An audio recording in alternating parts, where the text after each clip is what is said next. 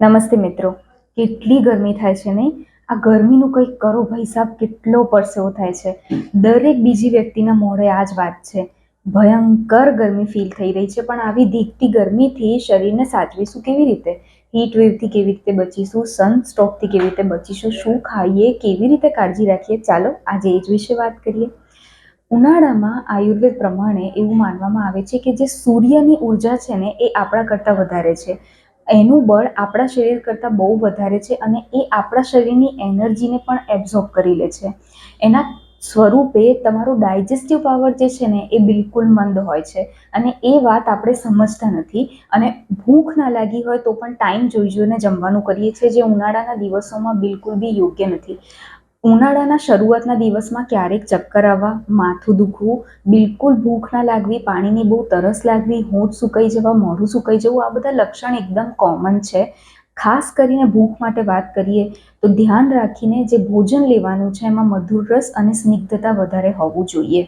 એટલે એવી વસ્તુ જોઈએ કે જે પચવામાં હળવી હોવી જોઈએ. હવે સ્વીટ પણ હોવું જોઈએ અને મોઇશ્ચરવાળું બી હોવું જોઈએ, તો એમાં તો ઘી અને મીઠાઈ જ આપણને યાદ આવે.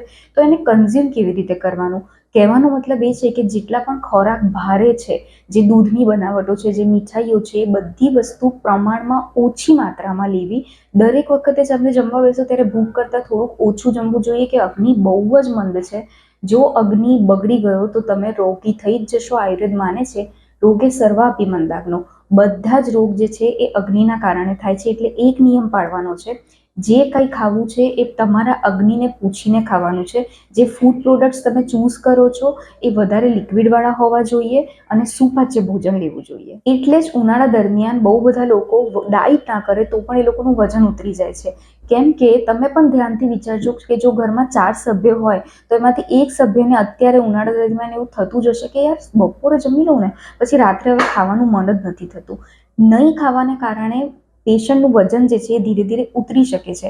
એટલે બહુ જરૂરી છે કે તમે બંને ટાઈમ ખોરાક લો. જો ભૂખ નથી પણ લાગતી તો પણ તમે ફ્રૂટ્સ લઈ શકો, બધા ફળોના રસ લઈ શકો, દાડમનો રસ ચાલી શકે, ચીકુનો રસ ચાલી શકે અને દરેક ફ્રૂટના જ્યુસ જે છે પાણીમાં બનાવીને તમે કન્ઝ્યુમ કરી શકો. સારી માત્રામાં તમે લિક્વિડ ઇન્ટેક કરી શકો કે જેના કારણે તમને એનર્જી પણ મળી રહેશે અને તમારું વજન પણ મેન્ટેન રહેશે. દરમિયાન ખાવામાં શું ખાઈ શકાય? ઉનાળા દરમિયાન કેરી સરસ રીતે મળે છે.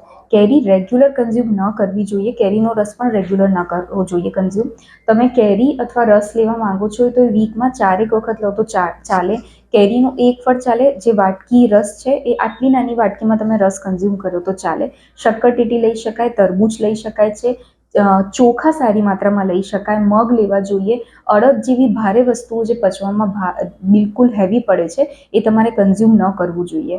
દહીં પણ ના કન્ઝ્યુમ કરવું જોઈએ. છાશ તમે કન્ઝ્યુમ કરી શકો.